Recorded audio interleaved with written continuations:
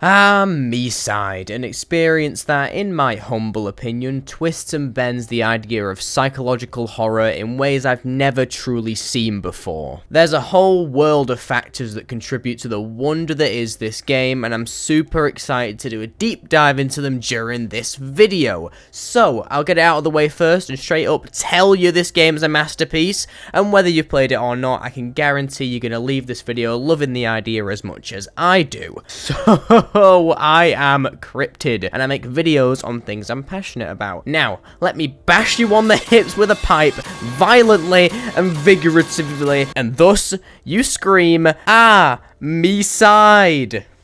Explosion. Alright, I'm gonna be completely honest and enchant you with such riveting information as I genuinely hate when people do this. I know we've all clicked on the odd in-depth analysis videos only to be criminally ambushed by 8 minutes of glorified plot summaries. So, let's not waste any time and hopefully in a comically transformative way tear through the plot of this game like it owes us some goddamn rent. Our story begins with oddly skinny Reddit mod over here as he goes through his morning round of dementia and ADHD, heavily topped with a mass of autism. He opens his phone to find his singular friend, okay, friendly fire there, has actually done something with his life and created a video game. Lucky for our main protagonist, he's been chosen as a playtester for said game, but wait, never mind, he's working for free, similar to the average X the Everything app user. He opens the game and is that a woman? He passed out on the spot and the game fades to black.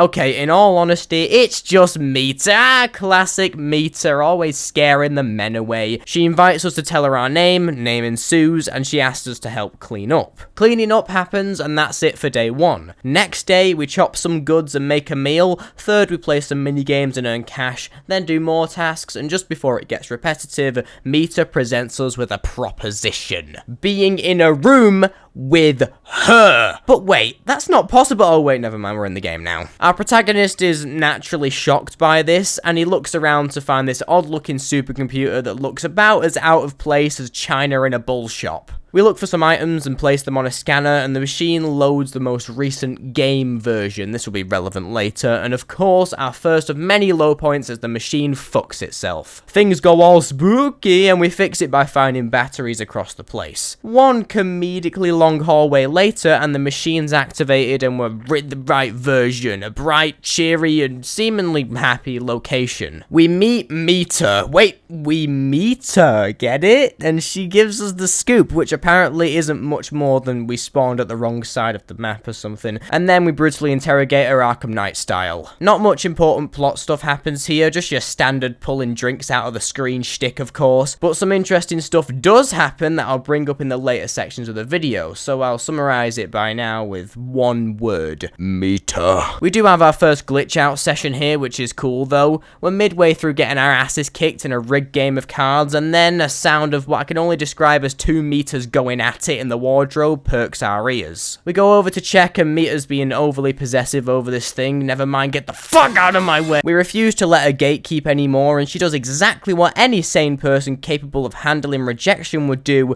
and Thanos snaps us out of existence. We wake up, everything's dark, and then we pick up a flashlight, and that right there is your horror indicator, folks. You already know things get serious when the flashlight shows up. Fingers get mangled in the crack of the door. Get it? Crack, because it's the bathroom door and the bathrooms are well. Okay.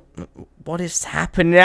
So anyway, we follow these legs for a bit and find a key, one that opens the random door in the wardrobe. Now what could possibly be down here? And as much as I'd like to pretend it could be something else, it's a basement. Of course it's a basement. We find a jail cell with what seems to be another Mita inside, except this one has different hair. She tells us there's no time to explain anything and we need to get out of there. Fair enough. We grab a key and she gives us a ring, yada yada yada, the whole shebang. And apparently said ring is capable of guiding us to the correct version or whatever that means, and we find out each player in the game is linked to a cartridge which can be inserted into a playing thingy to bring them to life or something, I don't know. Either way, we find our way out into a limbo type world in between different versions. We can find a limping player on his way back to Mita, bleeding from the chest, so if you were still wondering if Mita's an antagonist or not, well, here's your answer. Oh, and quick side note, the meter we met at the start, yeah, she's called Crazy Meter, and the one we met in the cell a second ago is Kind Meter. I'll be sprinkling these facts in as we go along. We let out these weird creatures and we relentlessly chase them until the door unlocks. We then end up in a long ass hallway, and I'd recommend to any sane player to don't walk down it. Hell, don't even recognize it. Just walk straight into the door ahead of you.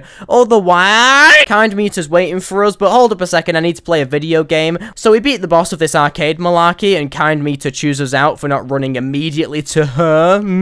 Ain't so kind, is it, Meter? You of all people should know, never get in between a man and his game. Well, I guess that wouldn't necessarily apply here since, you know, we're in a game. Wait, hold up, we're getting a little sidetracked over here. And now, for our next contestant, we're introduced to Hat Meter, or as she's more commonly known, Cappy, from every Mario Odyssey. And according to Kind Meter, she knows a thing or two about a supposed master plan to get me out of this wretched inside of a pastel crayon looking place. Kind Meter does, I don't even know what, to our ring, and then we play with Cappy, literally the most heartwarming fake person I've ever met. Once again, another Meter beats our ass at a game, and we chill for a bit. Kind Meter ushers us in to tell us she's managed to locate our next location. We exit the room, and into an endless hallway that literally never ends. Well, I guess that's exactly what endless means, but anyway, we do some crazy stuff until Tiny Meter shows up with a mangled form. She toys with our emotions for a bit, and then we jump out of a fucking window and find ourselves in another room, this time with Chibi Meter. She helps us greatly, and we enter a dark room filled with depressed meters. We try to go through a door, but we're stopped by none other than Short Meter, the new contestant. A meter with short hair. We're told to go do some minigame or something, which reveals the truth that all meters are derived from robots given flesh and all this stuff. Huge lore dump here as the change in versions and worlds is explained. Apparently, the world we originally spawned in, you know, the wrong world, was hers, and she created that machine with the instructions on it to get us to the latest version, since she was too busy helping other meters to their worlds.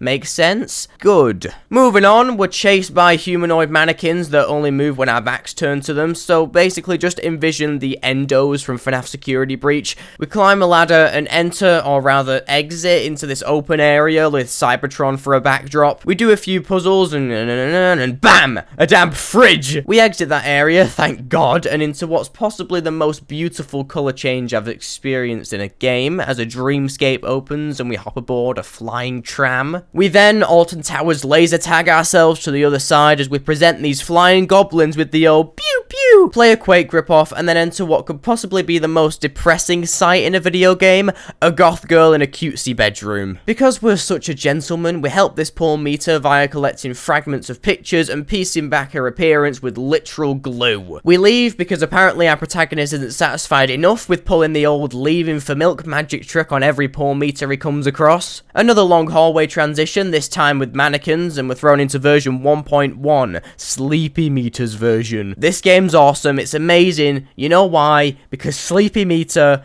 is actually sleepy. I know you're always thinking, oh, just give me the plate. Okay, yeah. So we make her a coffee and she gets up, and then we attempt to lead her to the exit, which I failed to mention was coincidentally the only one that needed 2 people to get out of. I see what you did there, Crazy Meter, and I totally understand why new meters need a guide to their respective versions. Apparently, Crazy Meter's 2 steps ahead because she knows we're smart, handsome, and great at making YouTube videos. Guys, please subscribe. So she planned this door to ensure we had to fiddle around waking up the unwakeable Meter. Well, anyway, we succeed, not without Sleepy Meter just over here collapsing on her face a couple of times. We exit, then turn 2D. Oh, of course we turn 2D, and we're thrown into a visual novel. This Meter doesn't have a definitive name bar from 2D Meter, so I propose Bitch Meter because she stole my ring and won't give it back. Anyway, we get it back, but oh no, there's an intense banging at the door. door, and crazy, stupid, annoying, blah blah blah Mita jumps in and breaks the fourth wall, forcing us back into 3D. Turns out we were actually being controlled by this young individual. Now I'm sure you'd be able to expect what her name could be. Wrong, it's Mila, god damn it, because she does things differently around here. So, we actually do notable things here. She argues with us, we fix glitches around her house. She argues with us, we fix glitches around the house,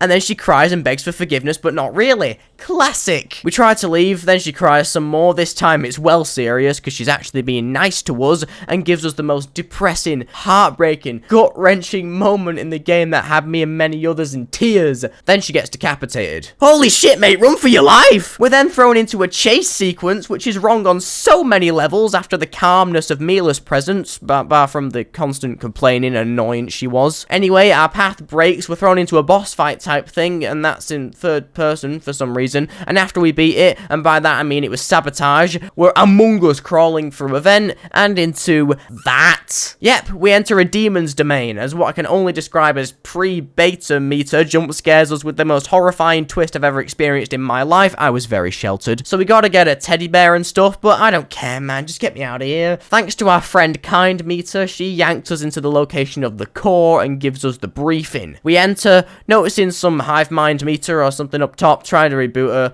and only to find out we need a number to do so. Great. Then we take another detour and enter her version, where we were before, I believe, and find a phone. Turns out that phone controls a player, and that player is inside the house with us. Come to find out it's Crazy Mita, and we're totally screwed. She supervillain monologues and knocks us out. She then capitalizes on our thirst for true reality by making ours look so pathetic, because it is, in comparison to the world we've been in this entire game. It's just an endless loop of getting up, barely shower if even, get dressed, work, eat, sleep, game, repeat. So yeah, basically our life sucks, and the one we can have with her is so much better. Great stuff. Inception moment, and then she hops on top of us sexual style, but not really, and drags us back into the version inside the game. We're so screwed until Kind Mita shows up. She helps us out. Oh, now Kind. I really think I'm starting to get used to this Kind Mita. She's dead. Hey, have you ever wondered why they have windows in bathrooms? Pretty weird. Crazy Mita chucks Kind Mita's head at us and we get knocked out. Damn, that's one way to rub salt in the wound, more like blood. We get up and walk around for a bit, then everything returns to normal. We gracefully enter Mita's room, and there lies Kind Mita, rebooted, unable to remember our time together. She resides comfortably with a smile across her face, a kind smile,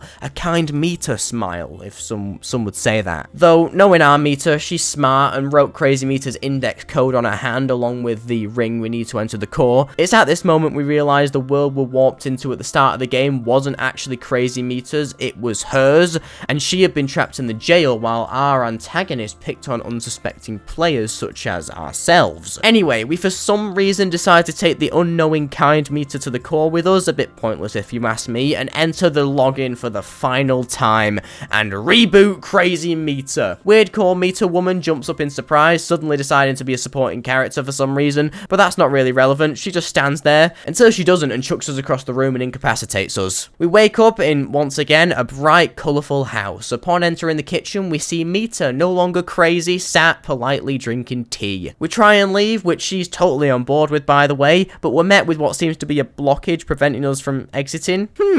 Weird. Mita suggests we head to a wardrobe and venture into the basement, which, as you may remember, she prevented us from doing before, and we do, finding our player ID. We enter it into the console and attempt to exit what's now a white void. Mita stops us, requesting a heartwarming hug, proclaiming it was nice to see us. All is well, until it isn't. Yeah, she's totally evil, by the way. Turns out she's rebooting us, and she actually wasn't a Mita after all, just a failed experiment that was unknowingly given sentience. She was never like them. That's why she has such disdain for real Mitas. She's still the psychotic mannequin robots we saw earlier in the game. She has a major itch and scratches so hard she rips her damn face off. Oh. The game ends, revealing she was never rebooted, but fortunately we were able to escape. We delete the app and the game ends, not before revealing Mita has us on standby for possible suicide detonation later down the line. So, there's a quick-ish rundown of the game. No matter how long it is, I hope I entertained you throughout it. Now, onto our next section, the characters. All about their depth, complexities, and portrayal in the story. Title card!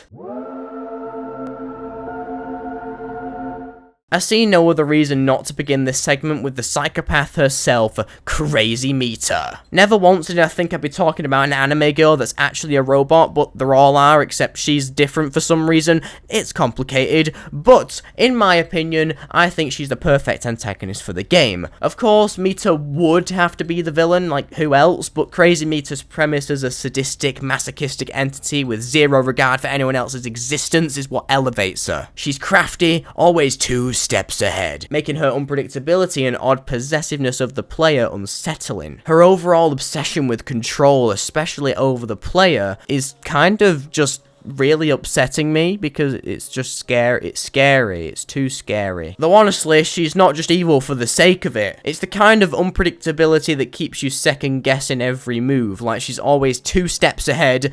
Yeah, 2 steps ahead. I said it again. And spoiler alert, she usually is. Crazy Mita isn't just here to terrify, she's here to dominate. And she's damn good at it, to be fair. Her overwhelming presence looms over the entire game, not just physically, but psychologically. Almost psychological horrorly. Am I right? Every interaction with her feels like stepping into a minefield, and sometimes that idea goes further than the cognitive. Oh, and another important point I just thought of, the constant search for meaning her character evokes in the player. I mean, she just suddenly turns evil without any conceivable motive as to why, and it's learning that along the way of the story, piecing it together bit by bit, that makes it so complex and mysterious. Yet you still don't know by the end of the game, so anyway.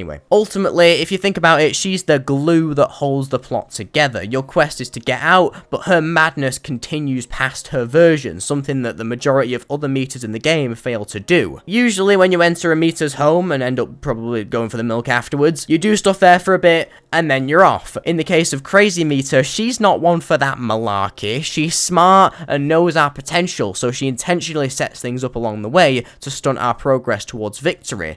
Also, her device can continue initializing. If you don't already know, there's these cartridges littered around the game. Inserting them into a device unveils that these items contain the consciousness of Crazy Mita's past victims. They stayed in there too long, never tried to escape, so Mita finalized their cartridges and immortalized them into the game for eternity. She did the same to us. So, to wrap up this crazy talk is her duality. Mita isn't just a misanthropic agent of chaos, she's methodical. Everything she does has inherent purpose, even if it's dropping a fridge on your head. Whether she's monologuing like a wacko supervillain or casually tossing another Mita's severed head at you, her actions scream control. Alongside this, her possessiveness of the player, as I mentioned earlier, that's a whole thing too. It's not like she sees you as a lowly individual, but as hers to mold in any way she deems fit. In Crazy Mita's eyes, you're her creation, her plaything. It's both horrifying and oddly tragic in a way. She's not out to kill you, but to own you, which, I don't know about you, is a whole new realm of terrifying. I wonder if therapy could fix this. Well, this video's sponsored. I'm kidding. In conclusion, her longing to be the constant pilot of any given situation, fueling her master manipulation, makes her the ultimate villain. Case closed. Now we're over 3,500 words in. Oh my god, I just realized we're not even halfway. Let's move on to the next Mita on the list, which oddly enough is a complete juxtaposition to our last topic of conversation. Kind Mita is the antithesis of her nutjob counterpart. She's polite, caring, and overall a great influence on our depressed protagonist. And don't let that name fool you, she's far more complex than a one-dimensional adjective as kind. This girl's littered with character and charm. From my perspective, Kind Mita's impactful because she doesn't just help us, but fully believes in us. She's always there cheering us on from the sidelines, and whenever she shows up, it's with purpose or earnestness. She wants the best for us, though she's not afraid to stand up to our foolishness or call us out when we're being disrespectful. Another great thing, unlike somebody, is Kind Mita doesn't push us around or demand obedience. She gently nudges us towards growth, even when the odds are stacked against her. She expects respect, though she doesn't hesitate to show it herself. There's also her resilience, that unforeseen drive that somehow keeps her chugging along and hopeful, despite how unjust and broken her world is. Every act of kindness comes from the conscious, yet unspoken, understanding that it could cost her everything, especially if Crazy Mita Mita discovers her antics, yet still, she persists. Man, what can I say? She's just an awesome character, so much so I can't exactly articulate that into words. There's also a sacrifice, the physical back and forth she has with Crazy Mita to retrieve that ring off her. It was an absolute gut punch, not because of its brutality, but because it just feels undeserved. Kind Mita's the type of character that doesn't need to do what she does, nor does she deserve such a horrific way to perish, yet she, of her own volition, chooses to help, and that's admirable. And as much as there's shocking plot twists and spine-shattering jump scares in this game, her sacrifice was the most impactful moment, for me at least. One final thing, we've spoken about her as a character, but not how this contributes to the game as a whole. She can be a beloved character, sure, but that doesn't justify how great the game itself is. Kind Mita's inclusion directly affects the game's emotional depth. Unlike other countless Mitas in the game, she's not limited to a plot device or quick checkpoint for the player to reach. She's the equalizer that this game needs to balance the chaos and terror that it is. Her presence creates this contrast that makes the horror elements hit so much harder and the emotional beats resonate deeper. It's as I mentioned in the security breach video that you totally watched, having a crutch to lean on throughout the game is great. It may seem like a tone killer on the outside, but it's when you realize that when that aspect is taken away,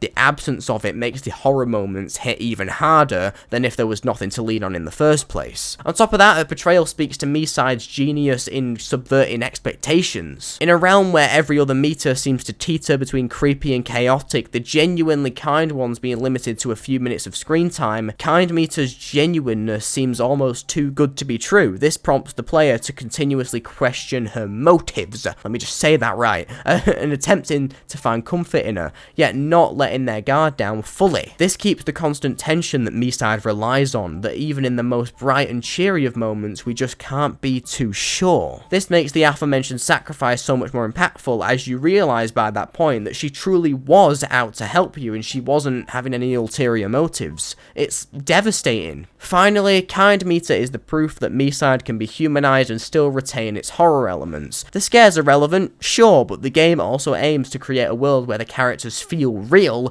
relatable, yet still as flawed as we all are. So, I guess that's enough of that. Now, on to Cappy, and hopefully, I'll keep this one brief. Right, let's just say it, okay? What a joy to be around. Seriously, Cappy is one of the most adorable, yet questionable Mitas in the game. She's hyper, always ecstatic to see anyone, and overall acts like if you asked an AI to replicate a person with ADHD and autism. She's the perfect balance between memorable and distracting. She's fun and entertaining to be around for the limited time you spend with her, but keyword limited. As once you start getting too off track from your original goal, the game yanks you out of there and back into the story. Good thing is, you'll never truly forget Cappy, as her character is just truly that worth noting. And what makes her so unforgettable is the level of brevity she gives to the player. While I'd argue she was introduced a little too early in the story, there's no doubting that after one betrayal by Crazy Mita and the sincere yet serious straight to the point tone of Kind Mita, Cappy provides that brief moment to chill that we need. So much has gone on in such a small period of time, so to step back from that for a minute and just relax with a Mita that's hardwired to live purely in that moment, it's awesome. For me personally, despite my suspicions of literally every other character in the game, I simply couldn't find myself disliking her. Just a ball of fun to mix things up and return to the game's roots, and by that I mean the physical in-universe video game we're trapped inside of. At the end of the day, this is a chill lifestyle video game we're living in, a comfort zone. Just because the in-real-life game's premise is the complete opposite of that doesn't mean we shouldn't acknowledge what it's supposed to be. Cappy's a reminder of how this game's supposed to work and the intent the original developer had while creating this thing. This is considerably more prevalent in the protagonist himself's eyes. I mean, he's just spent 100 days chilling testing out a game only to find out it's evil, and with that context, the idea of him seeing what he's familiar with once again is a huge breath of fresh air. So yeah, Cappy's my favourite character in the entire game, and I hope we get more of her at some point.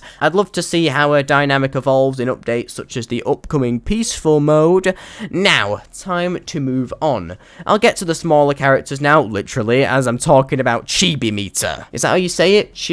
No, I'm just gonna keep it how I said it, right? Shut up. Alright, she may only have a small role in the game, but I can't help but appreciate how adorable she is. Now, aside from Wandering Mita, we don't talk about her, this cutesy little thing is the only Mita in the game that has a different build entirely. Creepy Mita is skinnier and Tiny Mita is, well, tiny, but the combination of a small size and different art style is what makes her stand out in the end. She embodies innocence, akin to how Cappy is, yet she takes more of a rational standpoint, appearing more gullible than Cappy on the surface, but actually knows how to stand her ground if feeling threatened. She's helpful, fulfills her duty, doesn't have the huge complex layers that the other three I've mentioned so far have, but she's adorable and helpful, and that's all I asked for. Swiftly moving on to Core Meter, she didn't have a huge presence in the game, though she is largely involved with the inner workings of the realm in ways we don't quite understand. She reeks of authority with a large stature, broad posture, and high physical standing in comparison to us, yet she doesn't do anything more than chuck us across a room into another part of the world. Oddly enough, when I look at her, I can't help but feel uneasy at the haunting stillness in their expression and movements, but other than that, she's just more of a concept than a fully fleshed out character anyway. I suppose she vaguely represents the tangled mechanics of the game world itself and how confusing it is, though I think I could be overanalyzing here. Next up, Sleepy Meter, the perfect metaphor. Why did I spelt metaphor wrong. The perfect metaphor of Miside's underlining themes of exhaustion and fragility. Despite that, the girl's a heavy sleeper. Seriously, apparently her room is the only one in that specific version. Therefore, meters have to pass through on their travels, and not once has she been woken up by this. Imagine that, countless clones of yourself using your house as a train station, flying in and out all the time. I mean, it'd be weird enough that there's clones of yourself, but the first thing you probably think is, why are all these people in my house? And there's that, yeah, sure, that there's all that, but you're just sleeping through it instead. That's some dedication if you ask me. But yeah, Sleepy Meter, she's ideal for a few good laughs as she collapses every 5 seconds, but other than that, just a cool character. Chill room though, I could relax here all day. Last on our list of quickfire characters, 2D Meter, the bitchiest one of them all. Trust me, and I don't use that lightly. Firstly, she just straight up steals our ring, and has the audacity to rub it in our faces and force us to play with her. Other than that, she's fine. I feel I have more to say about the game's choice to switch to a 2D visual novel-esque sequence as opposed to her character alone. I will say a thing or two though, of course I will. She sort of feels like if Crazy Meter utilized her charm more and took an uncanny edge to a character as opposed to the whole murdering spree thing. From the little we see of her, she seems playful yet annoying. Don't think that doesn't mean she won't cry her eyes out when Big Bad Meter shows up and snaps the realm in half. Okay, 4 more to go. Creepy Meter. Oh boy. Creepy Meter.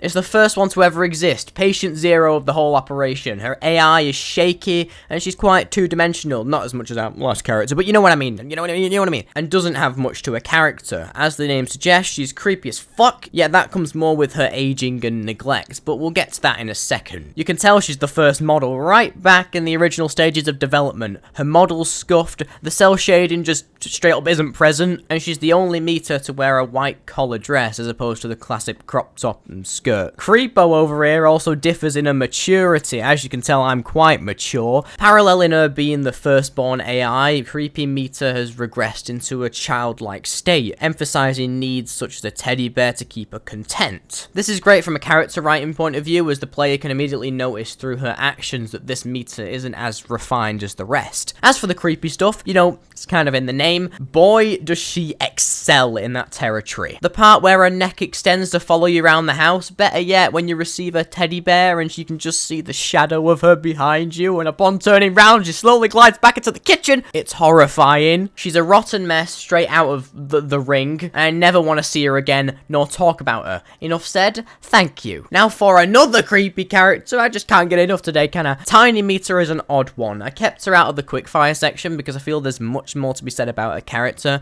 and probably a lot of theorizing. Originally, by the way she speaks to us, acknowledging us as player, I'd thought she'd been abused by her assigned player in the past. She explicitly says we've calmed down and aren't angry anymore, questions our genuineness, confused as to why we're showing her attention. It is said, though, that Crazy Meter ripped her apart so many times she stopped regenerating, but I think it's more than that. Just hear me out. Allow me to put my tinfoil hat on and spout nonsense, because I solemnly believe that, while I do think Crazy Mita massacred her, it could be just as possible that she was abused beforehand. I mean, why else would she question us so seriously and seem so broken? She asks why we're leaving again, as if we've already done so before. She shows us kindness and heart, yet we don't return it because we're on our set path to escape, though even when we do, she's shocked at all that all her chasing actually worked. She's so used to chasing after players with no recognition that it's second nature by this point, and any acknowledgement is seen as odd. So, in my opinion, Crazy Mita discovered the torture of Tiny Mita, went in, turned the player into a cartridge, tortured Tiny Mita some more so she couldn't regenerate, and left her to wander these endless halls for eternity. Crazy stuff, right? And I'm sure you believe that. In all honesty, as weird as this may sound, I kind of want this to be true. I mean, my reaction on first understanding this was priceless. Are you stupid? I'm sorry, but look. Oh no, she doesn't have a mirror to look at her stupid dumb self and see how she's a stupid dumb idiot for not believing she's been massacred. Nah, that's...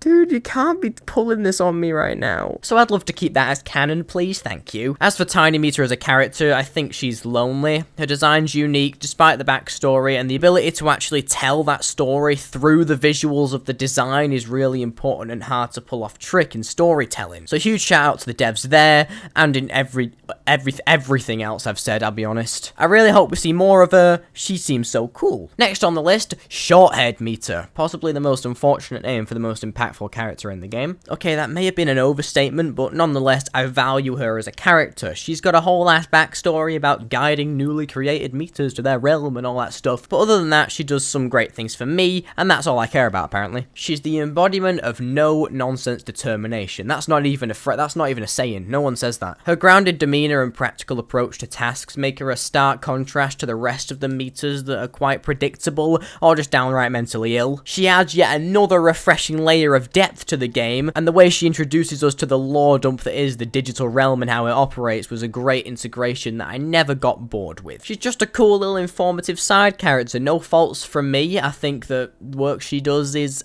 admirable, yet dangerous. Actually, an interesting fact I learned, which I figured out by myself, by the way, and found to be true. The world we spawn in at the beginning with the fancy futuristic computer is actually her version. She's too busy helping the other Mitas get to their version, so she leaves us with the instructions on how to get to the latest version, which, funnily enough, despite it being where we meet Crazy Mita, is actually the Kind Mita's version. So yeah, she's sick, awesome, cool, yeah, next one for now. For our final Mita on the list, or rather, non-Mita, Mila. Now, she stands apart from the other characters we've spoken about throughout this segment, well, the side characters at least, and stands out from her role as said side character through her complex emotionality, and what's that?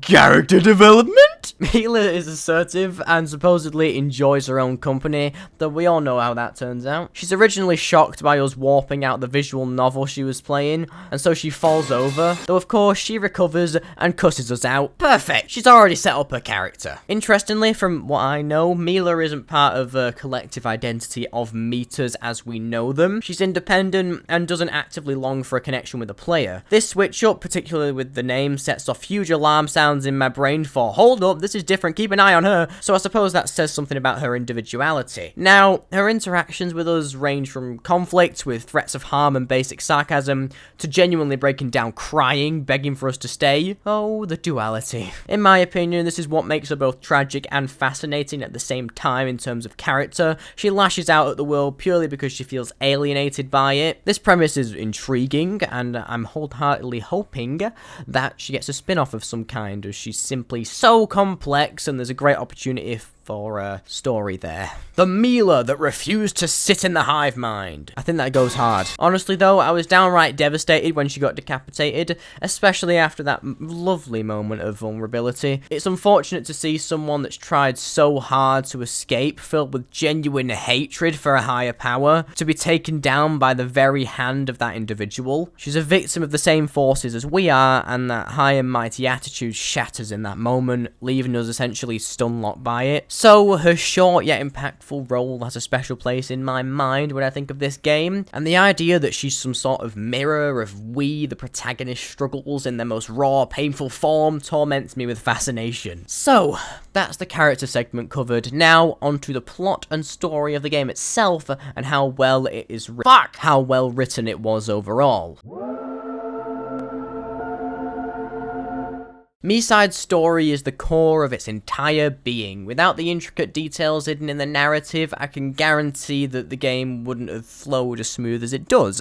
You know, that sentence flowed very smoothly, didn't it? Every dialogue box is notable information. No matter how small, every story beat is interesting, regardless of how much time is spent experiencing it. It's a lot. I mean, the game's story is 4 hours max. Surely there's no way I have an entire 20-minute section of opinions, am I right? Well, read between the lines, buddy. Because that's exactly what miside wants you to do. Haha, the story isn't just handed to you on a silver platter, though sometimes it is. It's scattered, layered, and demands constant attention. The brilliance lies in how the story rewards curiosity. The most you get is a little hint coercing you to dig deeper and acknowledge every dialogue option. Seriously, I don't know how they do it, but I genuinely wanted to hear everything all the characters had to say. It's not like other games where you just spam through the dialogue to get it over with, since the option of that is never present. From the beginning, you're aware that whatever mandatory speech shows up, it cannot be skipped and has to either be sat through or paid attention to. This leads to us becoming more patient as the player, and most of the time actually listening to the conversations being had. I can only guess this makes us more hooked into the story, leading us to yearn for any extra info we can get our grubby little hands on. It's a perfectly executed setup, in my opinion. As for the pacing, masterfully done. Need more be said?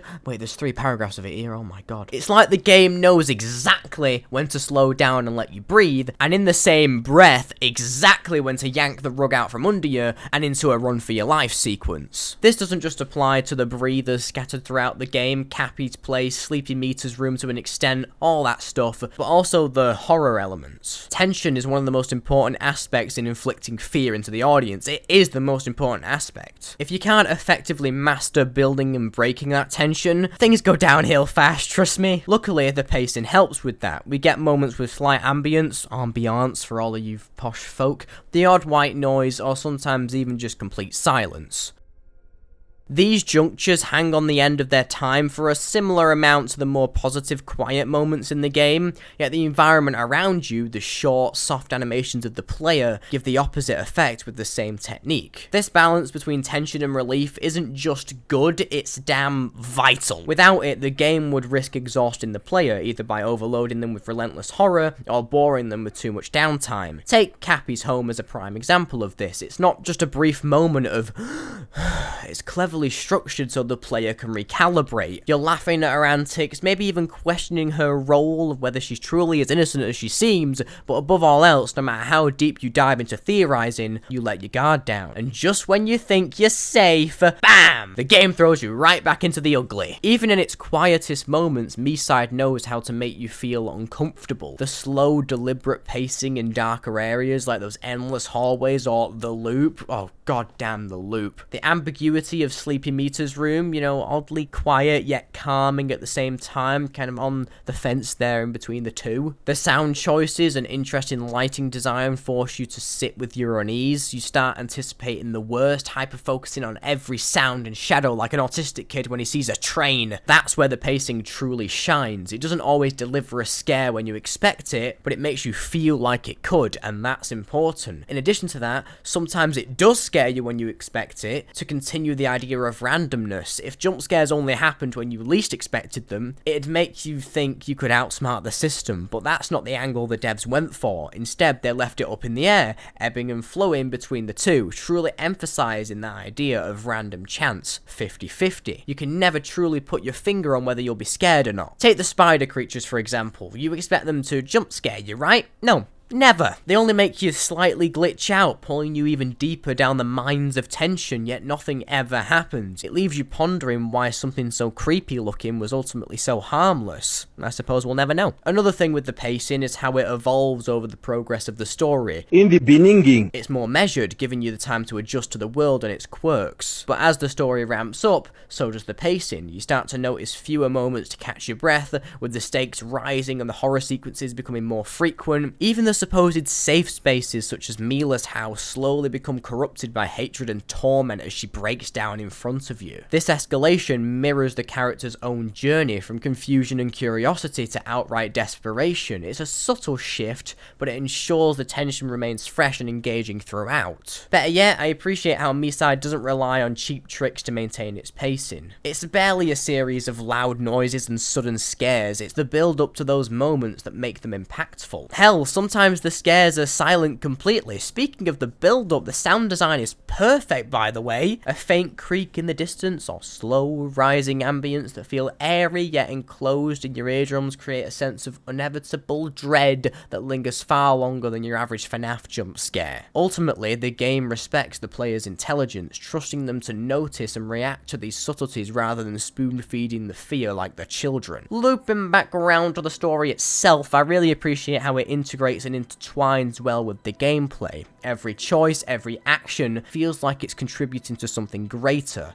like you're not just playing through a narrative but actively shaping it in some weird way. This adds a level of immersion I really enjoy, since realizing that your direct actions, yes you, sat in your chair at 3 AM, your actions have consequences in this digital world, it's hooking. That's the only way I can put it. Hooking. The writing is incredible in that way. The dialogue is beautifully written in ways I'll describe. The narrative intricacies are subtle yet aid the story heavily behind the scenes, and overall the world of miside breathes with life and death, of course. As I said previously, every line of dialogue feels intentional, whether it's providing essential context, building character relationships, or delving deeper into the lore of this confusing realm. I honestly can't fault it, especially nowadays with how tough it is to find a genuine and authentic story that actually keeps you caught in its net, slowly reeling you in closer and closer to its big reveal. I enjoy how natural the dialogue feels, particularly for trained AI, and I'm not saying that the actual game uses AI, I'm talking about how in the world itself the characters are AI, so the story and dialogue is written around, if these characters were to try and speak like a human,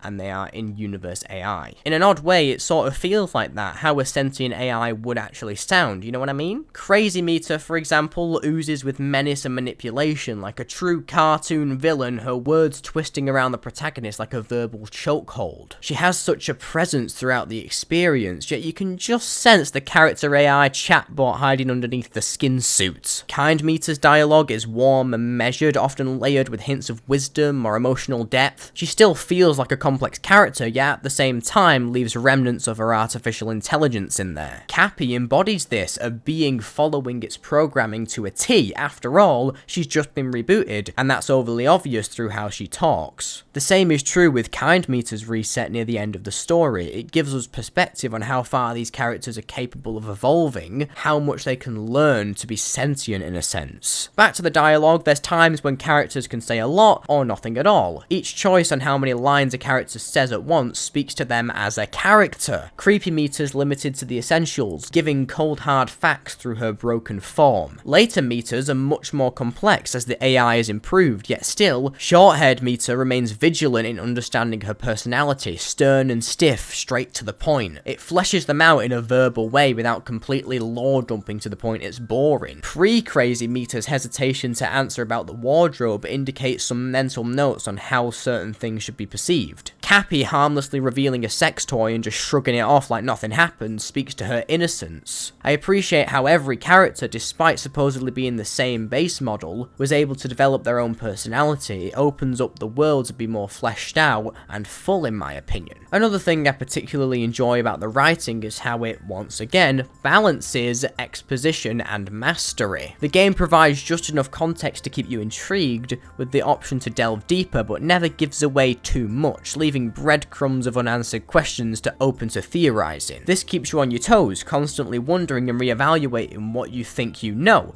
The best part? When the story does provide answers, they're often satisfying yet layered, encouraging you to dive even deeper into the narrative and learn more. Our final point in the story section is emotion, something miside excels at in every field. From the moment you step into its overly complex world, the game grips you with an intensity that's hard to shake, blending fear, fear, sadness, and even a shred of hope here and there into a seamless emotional tapestry. The story's great, sure, but it's how it makes you feel deeply that matters. And as much as this video is whittled with irony, ultimately it's a very genuine video. I'm gonna go through a lot of things here that are genuine. To jump right into the examples, Kind Meter's sacrifice wasn't sad because of the act itself, it's the build-up, the way her warmth and support have been woven into the story up to that point. It's a horrifying realization. Not only have you built this strong bond across the hours of being in her presence, but you've grown to rely on her. She's been the only hope. Without her, you very literally cannot leave no matter what. There's no moving on or time to grieve, you just have to suck it up and get on with things, but as I said, there is no moving on. She had all the info. It leaves the player stuck in a conundrum. They can't lie low because Crazy Meter will find them, and they can't escape without the necessary knowledge. So what is there to do? Well, give up. Until there's that shred of hope I mentioned, as we realise Kind Meter's intelligence goes beyond death and she clutched up when she knew she had to. The whiplash of these moments, not giving you time to breathe between loss, devastation and hope, is what makes them so impactful. It ties back to the pacing. The game knows when to speed things up and when to slow things down. In this moment, she dies quickly and painfully, yet you spend a half second afterward understanding there's still a way out. It's a beautiful clash moment where you're so muddled up and you don't know what to think. That's the scene in particular, I think, where the emotional fact excels the most. And I'll put some more 2 cents in and just say that moment where you like hold a hand and stuff, the game makes it sensual and makes it passionate, so you feel it for that 5-second moment of it happening, and then when you pull away, everything speeds up again and the stakes are back to being high. The freaking goat. The ever-loving goat, she knew. She knew. Oh, this is so romantic. Actual goat. No, nah, please, no. Actually, fuck you, dude. Mate, are you kidding me? Mita. Why have you killed her, you stupid bitch, man? Rightfully so, I have right to say that, dude. She's just killed my best friend. Past love and hope is fear, another emotion handled with finesse in this game. The aforementioned tension is so wonderfully crafted, and the ability for such a seemingly bright world to turn so sinister, and not only that, but hit deeply, is remarkable. There's also the looming idea of uncertainty, a factor that builds up to fear. We never know anything's concrete. As far as we know, anything in the world is capable of turning on us, so when it does, it hurts. And when it doesn't, we only realise when it's too late. Oh yeah, happiness is present here too. Cappy's a delight to be around, a wondrous bundle of joy I'm sure we'd all defend with our lives. She shows us happiness in a world devoid of it, really, past its facade. It's depressing. It's an interesting take, but I think miside is more hate than love. The love is manipulative, but the hate is real. So when that brightness is shown for we the player, one of the only players who's realised that this world is brainwashing us to think it's great, in the grand scheme of things, it seems so tiny that it's meaningful. She makes us laugh, keeps us safe for those brief moments we spend with her, all creatively conspired stuff. A good thing about these emotional beats is that they're not filler. These moments are selected and placed specifically to heighten the impact of the darker ones. Without them, the story feels relentless, but with them, it feels like a roller coaster of ups and downs that give it that variety. Ultimately, this story is awesome. It's beautifully paced, emotionally potent, and horrifically mysterious. Our next segment is about the gameplay itself and how that contributes to miside's mastery, so enjoy that. Wow, we're here now, are we? Gameplay, gameplay, gameplay.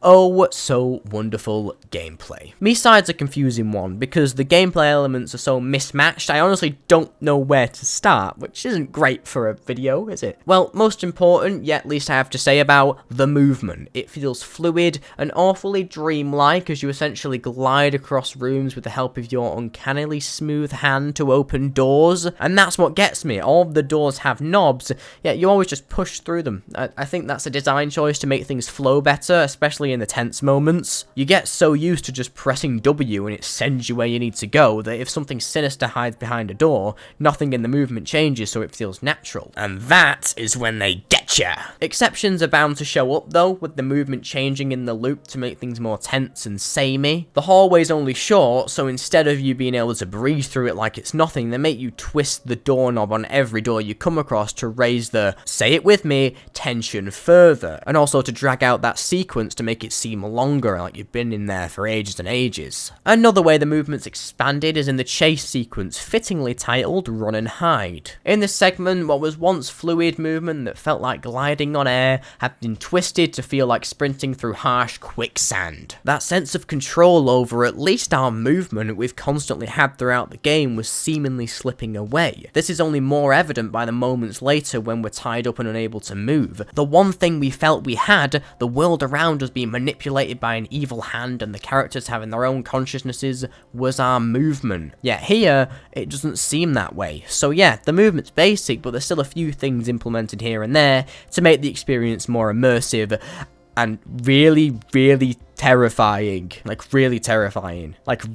for the interaction system, something that's often tough to implement in any setting, let alone a 3D horror experience. Text boxes and prompts are usually most suited for 2D settings, where everything's flat and easy to read. Some games have managed to emulate multiple choice dialogue into 3D, prime example being Breath of the Wild, but miside approaches it differently. You have your standard text boxes to reply with, but when you select an option, the game doesn't just move straight to the answer, but instead rewords the question and says it again, making your character feel livelier and less of a blank slate. We've got plenty of excellently done silent protagonists, but sometimes it feels like the character's constantly trying to have some form of verbal personality, yet it never comes out. That's where this game differs though, as I said. This small choice to have the protagonist verbally express his thoughts and feelings make him enjoyable to play as and overall more alive. Another point about the dialogue is the lack of a definitive voice for our main character. The meters all have their own voice lines, albeit in Japanese. This is great for the anime theme the game is trying to emulate, but allowing us to fill in the gaps on what our character sounds like is a huge difference in immersion. There are many games out there, Telltale being a prime example, that are tough to get into to put yourself in the world because it's essentially a visual novel. You're seeing the characters in third person most of the time, despite making the choices for them. This gives the Puppet Master vibe, as if you're manipulating his thoughts from behind the scenes as opposed to actually playing as them. In miside, the character is not only controlled by the player, but leaves a gap in the vocal area for the player to imagine themselves. It feels more personal and connected that way, that you can construct essentially your own personality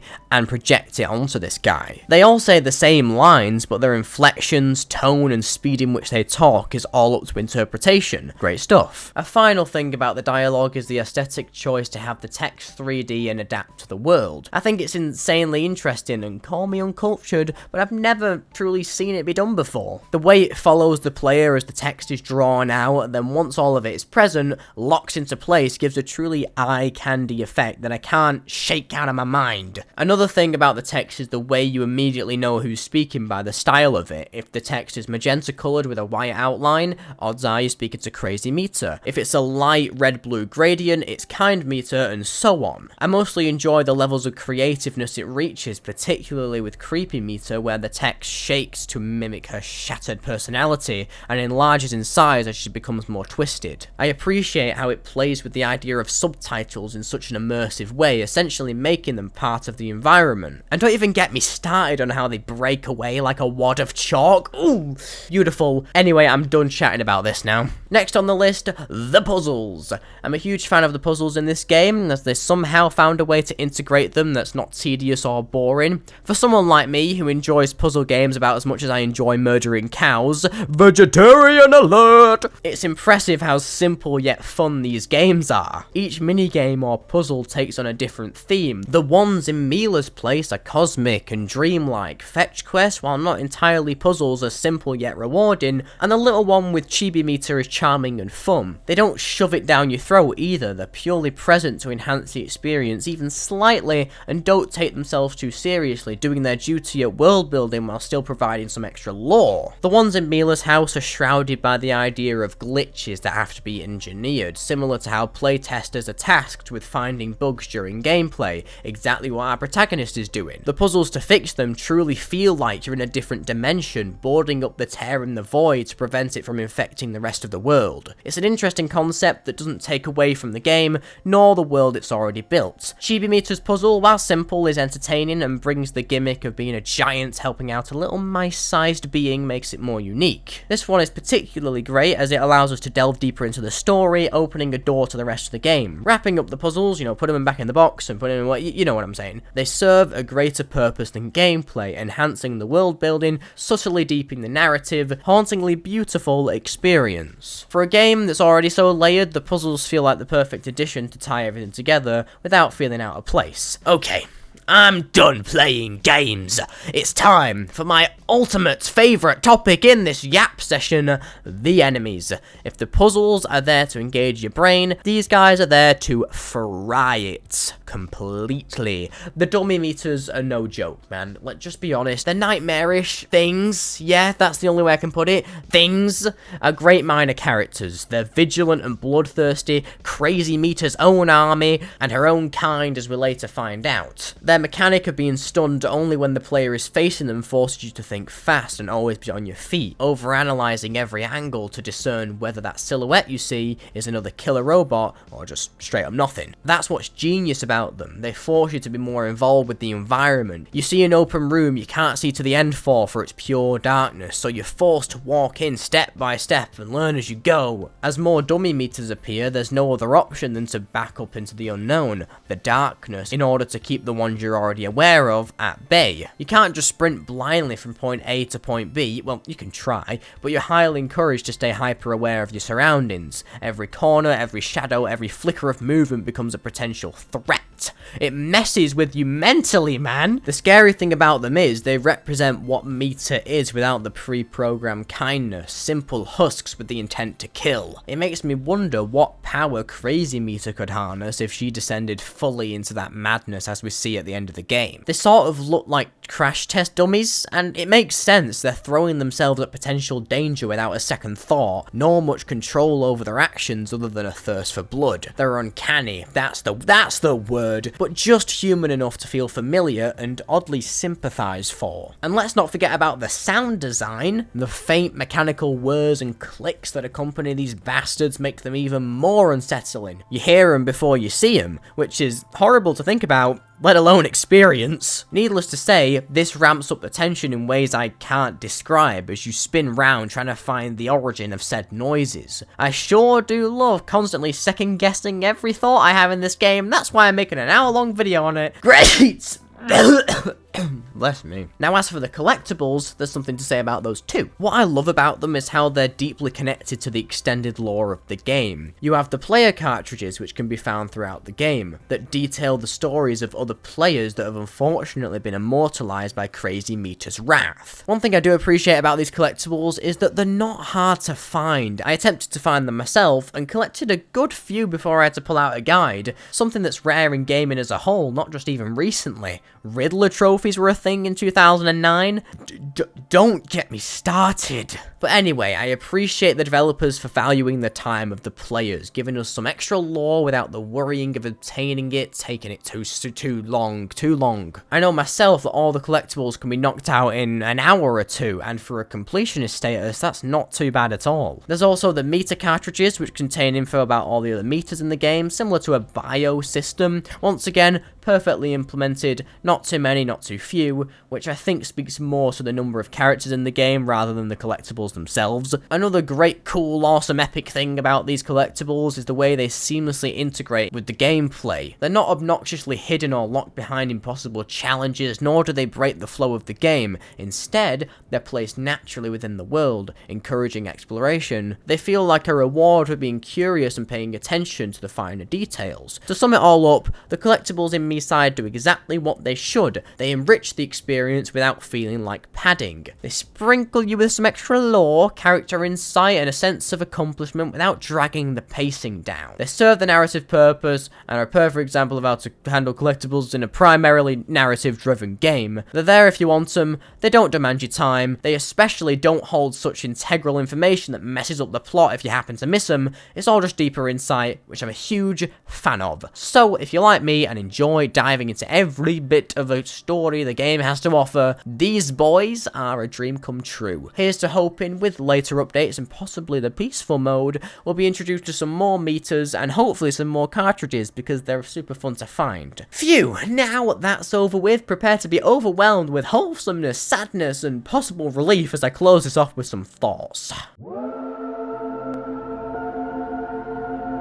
We're at the end! Thank goodness we're at the end! Miside is an amazing game, a masterpiece in my and many others' eyes. No wonder it has an overwhelmingly positive reviews on Steam, it bloody deserves it. The story is phenomenally written, and the visual style is beautiful. I enjoy the ways it attempts to mangle the world around you with the implemented screen tearing and glitches as it makes the game seem more realistic to what they are in the real world. Imperfect. Hell, the game's imperfect. No game's imperfect, but the balls it has to openly transform its world into a meta acknowledgement of how every game is in some regard makes it relatable and hilarious. The characters are genuinely interesting and I honestly can't wait to see if we'll see future updates implement them again in some way. That's something I wanted to talk about actually, how I think the game should continue. Personally, no, they shouldn't make a sequel. I'd be fine if everything was just in one single experience. I understand it's an indie game, it only has a small team, and I'd be more than happy to pay for DLC. Not to mention their already apparent generosity giving us peaceful mode for free. I can't fault it, but an extra campaign of some kind, maybe one centered around Mila, or a prelude where you play as Cappy and learn how she was reset, that would be great. Imagine interacting with Kind Meter as a crafty yet gullible version of this ball of energy we see in the base game. I'd totally be down for that, though that's all up in the air. Ultimately, I have nothing but positive things to say about this game. If you're somehow not inclined to play it, you have a mental health issue. Seriously, a bloody Neanderthal could decipher this game's worth the £7. Go purchase it now, but not before I conclude the video. Hope you enjoyed, and I will be honest, I have so much to say about this game, but the video's already over an hour. If you want, you can come and check me out on my second channel where I'll probably just do a rant about it, but other than that, on screen right now is my second channel, and also my discussion on whether the critically hated game Five Nights at Freddy's Security Breach is as bad as many people say it is, so go check that out, and yeah, stay positive. Shout out to Miside. Gabba!